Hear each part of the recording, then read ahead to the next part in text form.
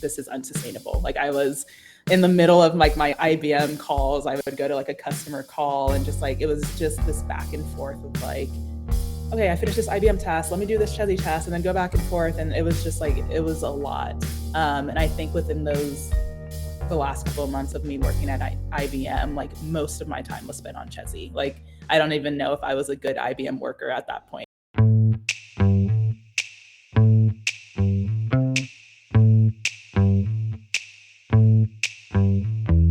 From the Advancing Women in Tech podcast, this series on female founders highlights their unique ways of stumbling into the startup world, the companies they're currently building, and what they've learned along the way. I'm Sydney Umeri, and today we're talking about how Dumebi Egbuna and her brother Toby took their learnings and lack of resources as corporate employee resource group leaders and started Chezie, a software that empowers ERGs with end-to-end solutions for tracking engagement, membership, and budget.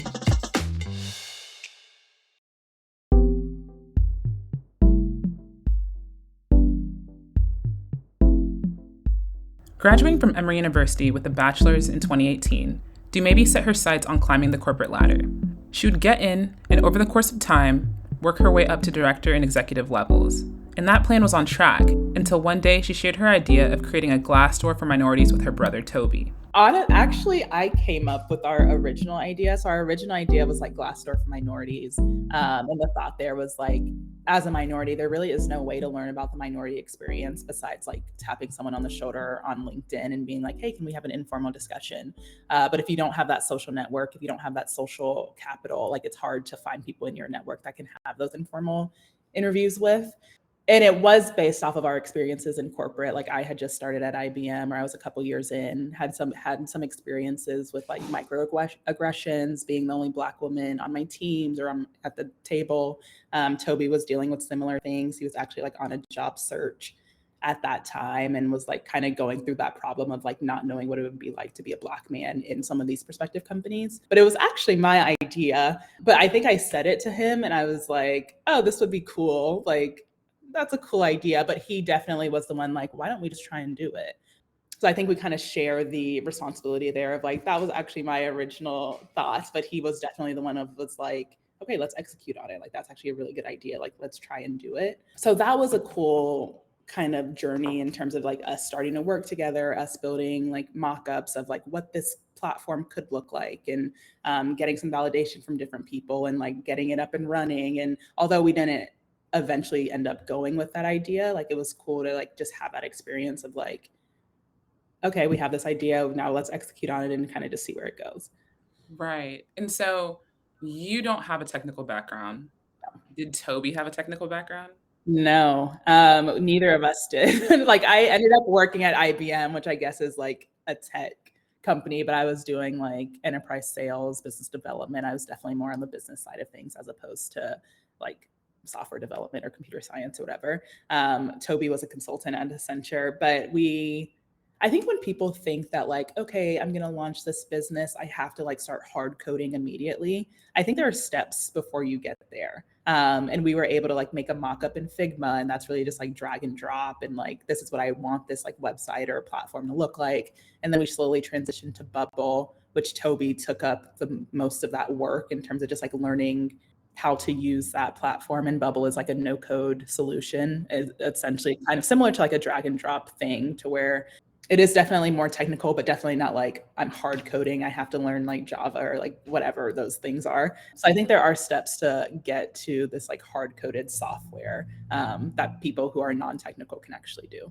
When did you actually have to start doing like really technical things and I guess bringing on people? Like how long could you go before you had to do that? Yeah. So with the original idea of Glassdoor, it was just us. Like we didn't have a team. Toby had built it out in, I think Webflow had maybe started looking at Bubble to do it. But then like when we transition over to our idea now, which is an ERG management software or platform, we went 9 months. Yeah, we went 9 months. Like Toby built it out pretty completely in Bubble. He was doing like a Bubble workshop. So they were like Bubble subject matter experts that he could lean on and get some help on like, how do we implement this feature? How do we do this? But he pretty much built out like our current MVP or our current like V1 of the platform on Bubble. And we had hired a software engineer back in like May or April. she didn't really work out. Like I think she was on our team for maybe a month or two, and then we just brought on like a new engineer to kind of take her place. But for a while it was just us. For 9 months it was just us, and we were still seeing some success in terms of like we got our first customer in that 9 months. We got to revenue. We started doing like all these things. We got grants, and for a while it was just me and him. One thing that I find really interesting about your story is that you are bootstrapping founders, which I really appreciate. How did you go about finding these grants? And like, is it a grind of a process? Like, what does it look like on the daily to do that? Yeah. It is a grind.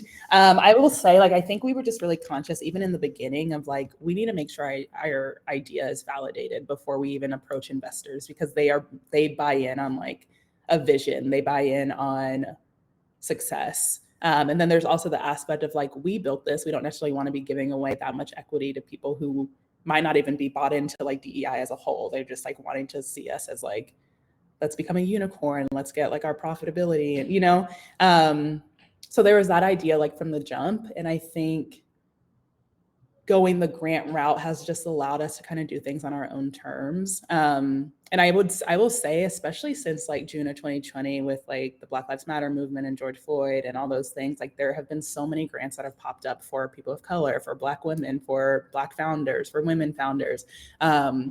So honestly, the grants are out there. It's just like, it's a lot of research. It's a lot of like, we have a whole Google Drive of like, okay, this is the application that we're submitting for this and for this and for this. So it's a lot of work in terms of just like making sure you have your ear to the street in terms of like all the opportunities that are out there, and then obviously filling out these applications. But I think it's worth it. Like we've gotten close to 300 grand in grant money, and that has allowed us to like start paying ourselves. It's allowed us to bring people onto the team. It's allowed us to start like software development, and we've done all that without giving away too much equity or any equity really.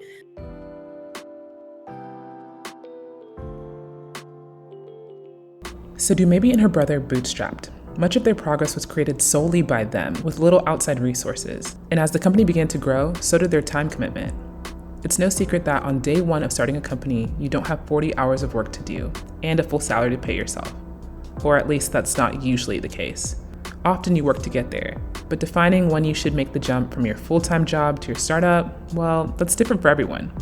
For Dumebi, it became glaringly obvious when she could no longer do both. But it was tough for a while. Like I think at first when we were still in like the validation phase and we were just like having these discovery calls and getting people's input in terms of like what features we should be building out and what capabilities this platform needs to be able to do, it was a lot easier to have that full-time job because it wasn't like I was really like calling customers or doing some of the things that I'm doing now. But as we got deeper into it, especially within the last, I would say like this year, so from January 2022 to this point, it was like, this is unsustainable. Like I was in the middle of like my IBM calls. I would go to like a customer call and just like, it was just this back and forth of like, okay, I finished this IBM task. Let me do this Chezie task and then go back and forth. And it was just like, it was a lot. And I think within the last couple of months of me working at IBM, like most of my time was spent on Chezie. Like, I don't even know if I was a good IBM worker at that point. Like I would say that I spent maybe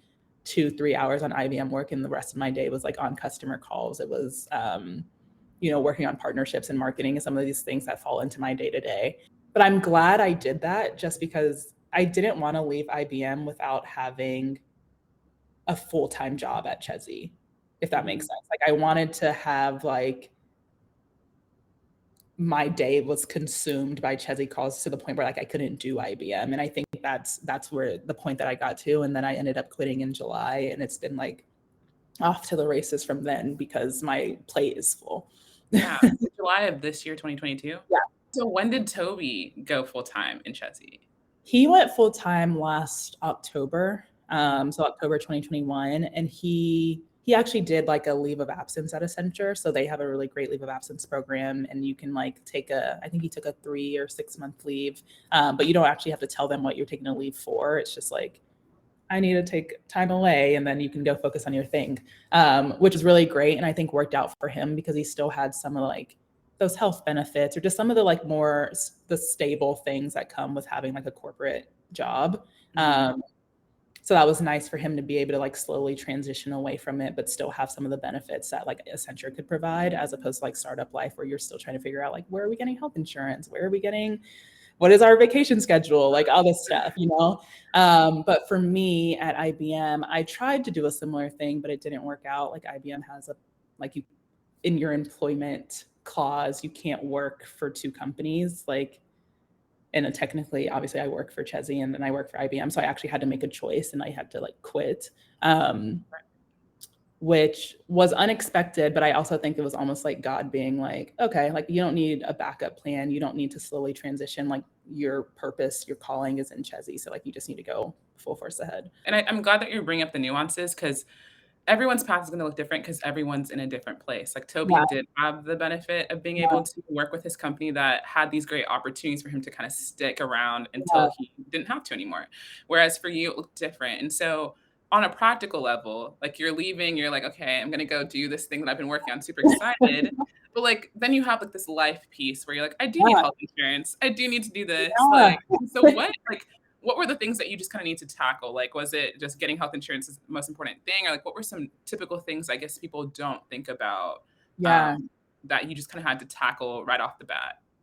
So I think what's important to keep in mind is Toby is 2 years older than me too. So like he had been in corporate America for, is that 6 years before actually transitioning to full time. So he had like savings on savings. He had some of those things that you just establish when you've been in the workforce for so long. And I had that, like I had been in corporate for 4 years, but like I was still trying to just establish like my finances, my savings. I just bought a house. Like there's a lot of things in transition that I needed to figure out. So for me, my main concern was like, how long would I have to go without getting a salary?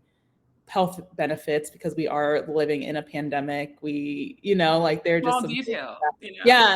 Like, yeah, if I get COVID, like I can't just like stay here. Like I need to be able to go to the hospital or whatever. And then I was also seeing a therapist through my IBM benefits, and that was free. So like having to come out of pocket for like therapy and mental health benefits as well. So those were some of the things that I considered. And me and Toby had like a real like sit down conversation. And he was like, you won't have to go more than 3 months without salary, without benefits. And I just trusted that, and it worked out. Like I'm paying myself, we have benefits, I'm back in therapy, like it all worked out. But I do think there's some things that people need to consider before like making that leap. It's like, can I keep up with my day to day, or some of the things that I'm used to having in the corporate world? Like I'm used to having health benefits, I'm used to having therapy, I'm used to being able to live XYZ lifestyle. So there's some things to be mindful of before you just like jump headfirst into entrepreneurship.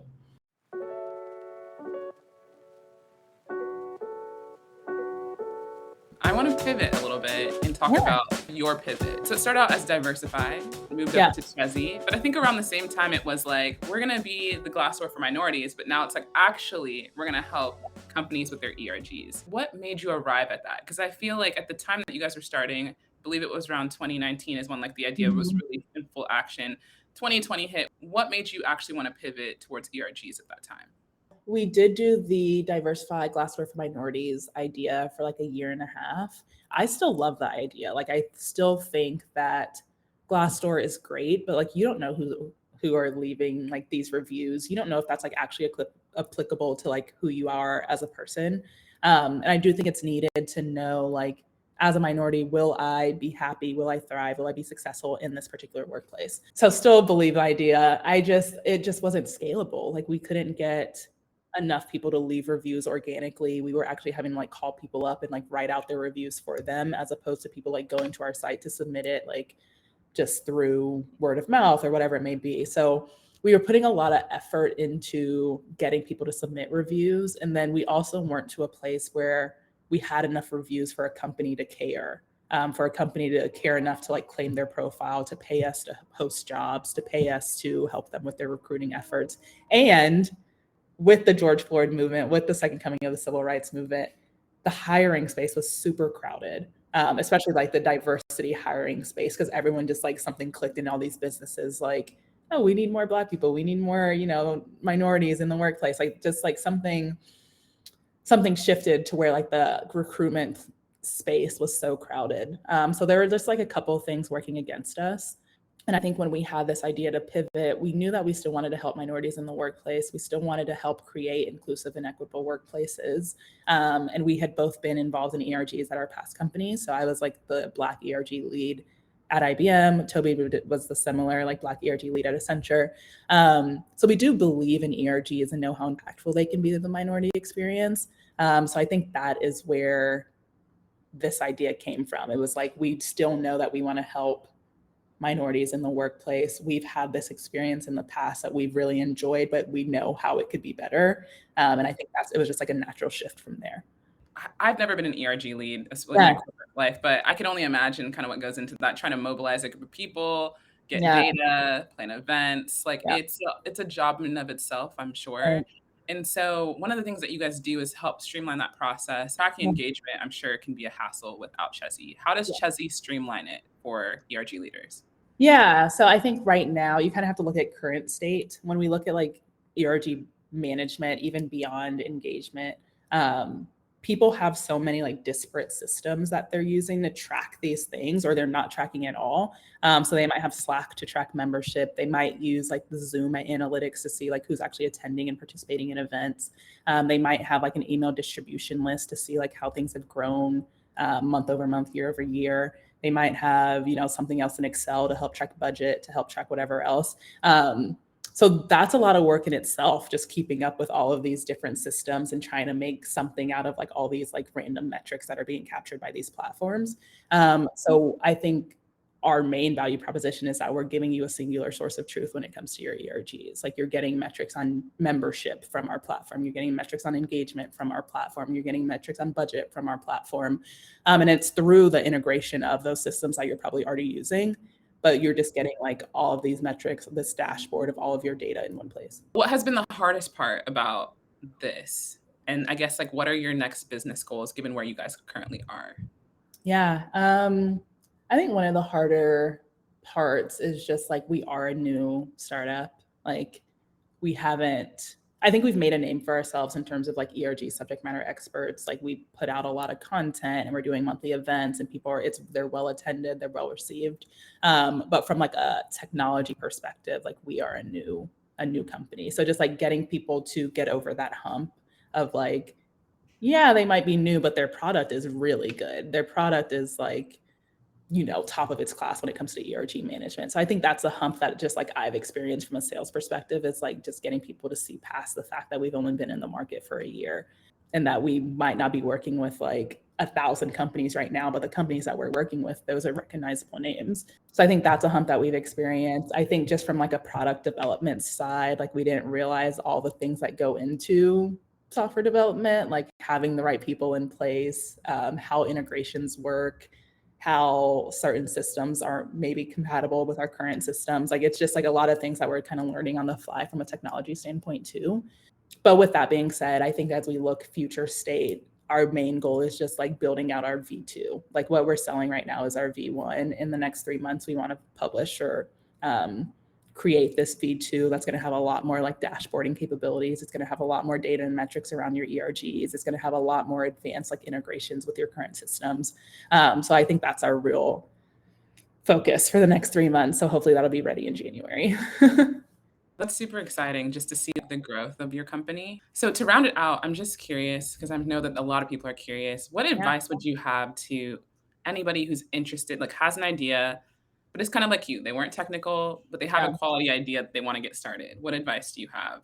Yeah, I think my advice would be, don't get hung up on like, oh, I'm not technical. Like, I don't know how to actually build this out and hard code it. Like, I think there are a couple steps you need to take even before you get to that point of building it out. So just start there. Like, whether it be interviewing potential customers to see like what they want and how their feedback can be implemented into your idea, building out like a mock-up in Figma so you can just like lay out what you want this platform or website to look like. And then obviously like trying to build it out yourself in like a no code, low code type of solution that you can easily learn. Like, I think there are a couple steps people can take before they like sit down and like pay developers or try and learn code or whatever. Like, I think there are entry points that people can take in order to see if this idea would even be like validated or needed or useful within the market. That's Dumebi Egbuna, co-founder of Chezie. By the way, since the recording of this episode, Chezie has won the Startup Battle, a $100,000 startup competition in Atlanta and the US Virgin Islands. That's it for today. We'll catch you in the next episode.